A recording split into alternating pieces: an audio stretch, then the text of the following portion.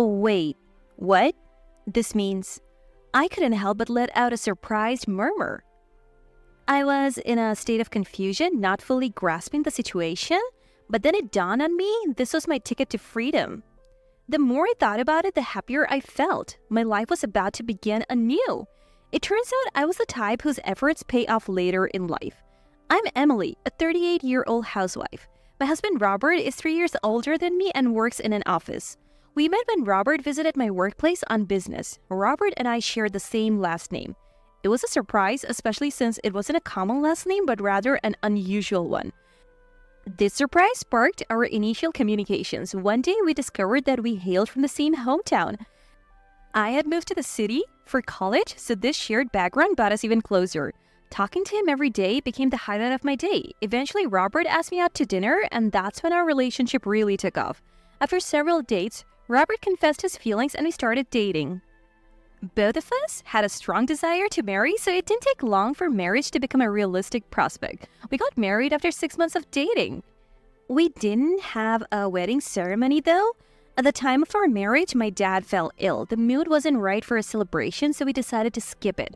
Since I was quite busy, Robert took care of the marriage paperwork. After marrying at Robert's request, I quit my job to focus on household duties. Robert, influenced by his mother, Isabel, being a housewife, was resistant to the idea of a working woman. I had always dreamed of my job, so giving it up was something I struggled with. I hinted this to Robert, but he was unwavering in his decision. He firmly insisted I become a housewife. Swept up in the thrill of marriage, I eventually consented.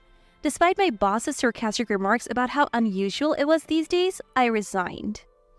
So began my married life with Robert, living just the two of us in an apartment. We thought about building a house but decided to wait until we had children. Although we wanted kids, they didn't come as easily as we had hoped. In the first year of our marriage, something unexpected happened. We started living with Robert's mother, Isabel, making it a 3-person household. There was a reason for Isabel moving in with us. Initially, Isabel had refused to live with us, so in a way I felt relieved thinking we could maintain a comfortable distance. But suddenly, she proposed moving in. Apparently, Isabel had accumulated substantial liabilities due to gambling and had become desperate. She had to sell her own house, leaving us no choice but to accept her. Without any prior discussion, suddenly a large amount of her belongings arrived at our home. When I expressed my shock to Robert, he casually said, "It's a good opportunity, since Mom is getting old. If she fell at home alone, nobody would find her, and since she eats so little, our expenses won't increase much." I was now destined to spend my days with Isabel. I absolutely hated that idea. It made me wish I could go back to work. When I mentioned this to Robert, he became aggressive, saying, "Are you mocking me by working? Do you find it amusing to spread the word that my income alone isn't enough for us?" In this day and age, dual income is not at all uncommon and everyone around me works. That's why they can afford stylish clothes, something I envied. With my mere $100 monthly allowance, I could only afford high school level cosmetics. My clothes were limited to sale items from local clothing stores. I was growing increasingly frustrated with this lifestyle. Before marrying, I loved fashion and worked in a magazine's editorial department. Since getting married, I hadn't been able to wear the clothes I liked. I wasn't even trusted with the household finances and was handed $100 a week.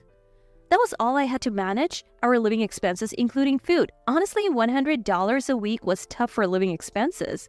No matter how many times I brought this up to Robert, he would refute it, saying, "I know someone who manages on $80 a week." It's not that it's entirely impossible. I could make do by preparing budget meals, but then the complaints are tremendous. That's right. Robert subjects me to emotional abuse. If he were still saving money, maybe it would be tolerable, but Robert doesn't save at all, indulging in excursions. He's reckless with both money and time. It's not uncommon for him to miss the last train after a night out and return by taxi, and he plays golf whenever he pleases. On top of that, any mistakes he makes somehow become my fault. If he oversleeps, it's blamed on me. If he loses a document, I'm the first to be suspected. My friends can't hide their surprise at Robert's behavior since we got married.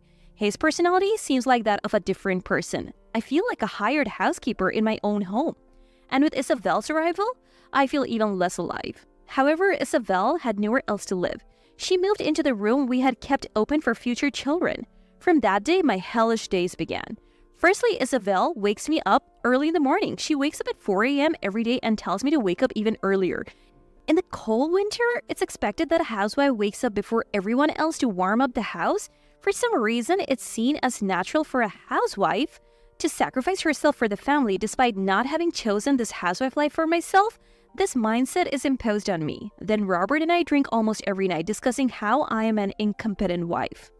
The cost of the alcohol is included in my $100 weekly allowance, making living impossible.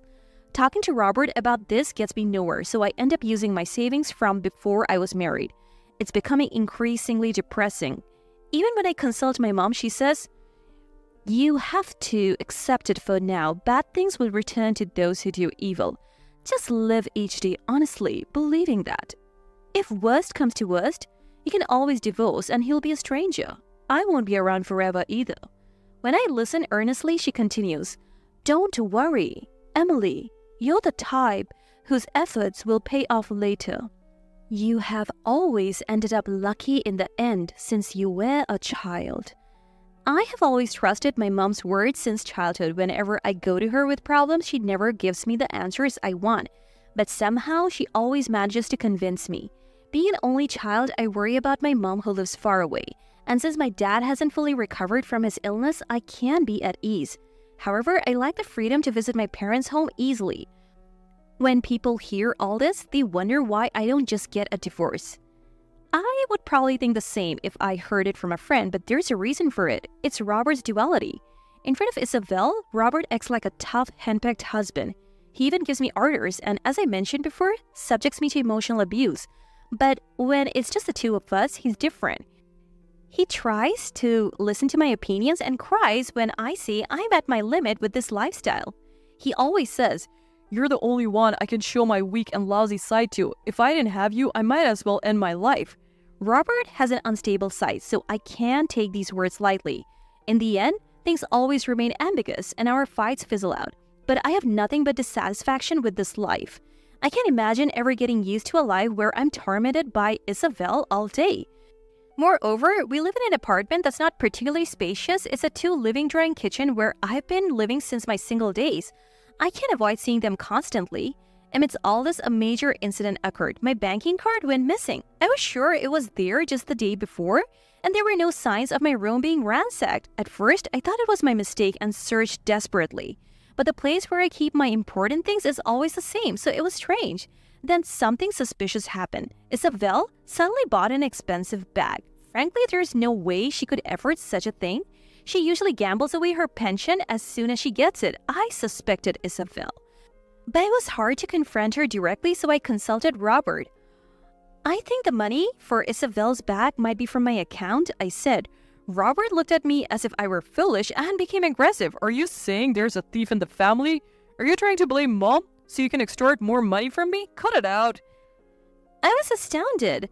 It took a lot of courage to even bring up this topic. Money issues are delicate, and I knew it would definitely worsen our relationship. There had been a few times before when money disappeared, but I had endured it. Isabel, after all, had fled to my house with no money due to her gambling. I didn't want to suspect her, but I couldn't help it, and Robert adamantly defended her. Having no one else to suspect, I decided to report the missing banking card to the bank. I had no intention of making a big deal if she had just told me honestly, but now I had no choice. When I said I would go to the bank the next day to check the withdrawal history, Isabel, as expected, started to panic. "Don't do that. You probably spent it yourself and forgot. It's better not to embarrass yourself like that," she insisted, clearly not wanting me to see the records. But with my banking card missing, that was the only way to check. Finally, Isabel gave in. "Fine, I admit it. I just borrowed a little. I was going to pay it back with my pension next month." I couldn't stay silent any longer. This was theft, and it was outrageous to report borrowing money after the fact. And what made me even angrier was what followed. Hearing this, Robert laughed. "Mom, if you were in trouble, you should have just told me. Why did you buy a brand bag?" Isabel replied, "Well, I'm meeting old friends next week, like a reunion. I can't go looking shabby, right? So I bought it. I'll sell it after the reunion and turn it into cash." It somehow turned into a laughing matter. I couldn't find anything funny about it. The mother and son taking it lightly and laughing without any apology. I had reached my limit. Our relationship had always been strained. They constantly criticized the food I cooked and they never helped clean. Yet they arrogantly complained about me being an incompetent wife. I could hear Isabel gossiping about me on the phone with her friends bad-mouthing me. I didn't need to defend such people. At that moment, I felt as if I had broken free from some sort of brainwashing. That night, Robert said to me, I'll cover the cost of Isabel's bag, so don't make a big deal out of it. I know she feels bad about it. That gave me goosebumps. His attitude was so different, it made me suspect he had a split personality. I had made up my mind. I'm leaving this house. Once I decided, I knew I had to act quickly. I started looking for a job. I didn't care about their complaints anymore. To live my life my way, I had to cut ties with them. So I went to the Employment Development Department to get a referral. I needed identification documents. But I didn't have a driver's license. I wasn't on Robert's insurance plan and had been paying my insurance premiums myself. I'm not proud of it, but I rarely get sick. I hadn't been to the hospital since getting married. Robert manages my insurance card, so I don't want to ask him for it. This is because I'm planning to tell him only after I've secured a job.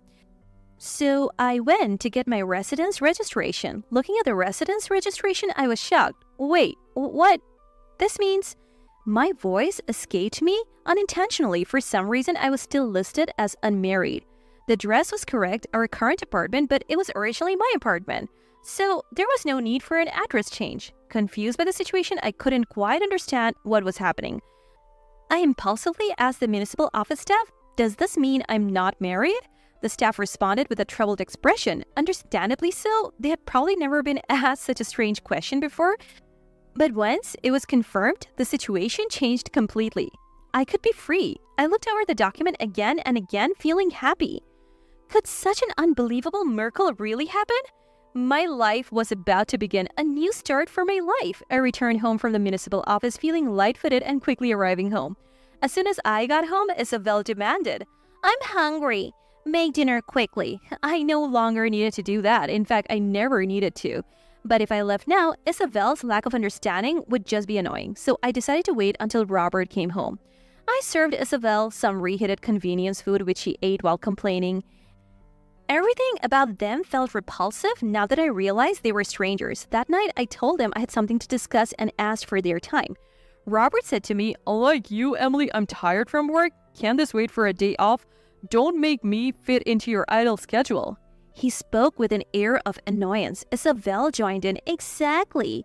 It's probably some trivial matter anyway. Make it quick. I don't want to waste even 5 minutes on you." She glared at me. Their attitude was only acceptable for now. For me too, it was a waste of time, so I got straight to the point. Let's get to the main topic. This house is under my contract. Both of you need to leave. They were stunned. Then Robert laughed. "Wait, Emily, did you hit your head or something? What are you talking about? You know Mom has already sold her house, right? What are you saying? That you will make Mom homeless? Are you out of your mind?" He laughed, but his eyes weren't smiling. Isabel also retorted, "How dare you say that? You're only able to live because Robert works and you can't even be grateful? If that's the case, you should be the one to leave." Robert and Isabel clearly didn't grasp the situation. So I decided to explain everything from the beginning. I asked Robert, "Was there no issue with the marriage application?" He claimed ignorance when I revealed it wasn't processed. Isabel turned pale. But Robert still didn't understand. He said to me, "I think they mentioned something, but I didn't want to hear it, so I left. But it's the city hall's fault for not processing it, not mine." Again, it happened. His usual habit of blaming others. I can't deal with it anymore. Isabel then said to me, "It's not too late, right? Just submit the marriage application again. You have it, don't you?" I replied, "I have been taken for granted too much. There's no way I'm going to marry now, especially not in such a foolish way. And this apartment is in my name. You two are just parasites. That's why I'm telling you to leave." Realizing what I meant, Isabel got angry. "You are committing marriage fraud. Living off my son's money while not being married, it's scary." It was all nonsensical. Again, I told them it was a waste of time. Finally understanding, Robert said, "I get what Emily is saying. Maybe Mom has been too harsh on Emily. Mom should leave and we'll start over. I'll pay for Mom's moving expenses." Unexpectedly, they started falling out. Isabel retorted, "This mess It's because of you, Robert. You are irresponsible. It's your fault. They started arguing. I had no interest in their family quarrel. I said, sorry, but this is a waste of time. I'm not blaming either of you. I just dislike you both. So could you please argue after moving out? If not, I'll leave. Upon hearing this, Isabel happily said, you're leaving? Then Robert and I can live here, right? Repeating her thoughtless remarks. I don't want them to know my address anymore, so I have no intention of continuing to live here. I plan to manage with my savings for a while, so living alone won't be a problem for me. The next day, I started looking for a new place and a job. When I told a friend from a previous company, they laughed and helped me out. Thanks to a friend's help, I was rehired at my previous company. The people there knew about my former husband, Robert. The news spread quickly, even reaching his workplace. Robert was apparently disliked at his company, and the bad rumors about him spread so much that he couldn't stay there anymore. He voluntarily resigned 3 months later. The day after our big fight, I quickly found a new place and moved out. I also canceled the lease on the apartment that was in my name. Robert and Isabel left as if fleeing. Afterward, the two prideful individuals started living in a property that was beyond their means. Their lifestyle without any savings soon collapsed. They ended up living in a 40-year-old apartment. Losing his job made life difficult for Robert. His pride, which he had always flaunted at the company, was severely damaged. He seems to have become a recluse, probably living a life of drinking despite having no money. Once, I saw him in a grocery store parking lot holding a can of beer. I was truly grateful that we weren't actually married. Now they're living off Isabel's small pension. As for me, thankfully, I'm now employed full-time and enjoying my work. It's a stark contrast to the days when I lived on $100 monthly allowance. I can now invest in myself and every day is enjoyable. I've been assigned to work on a magazine for women in their 30s. I'm so happy now that those hellish days feel like a distant memory. Every day is fun, and it feels like a new life has started. I hope to continue living days that bring me joy.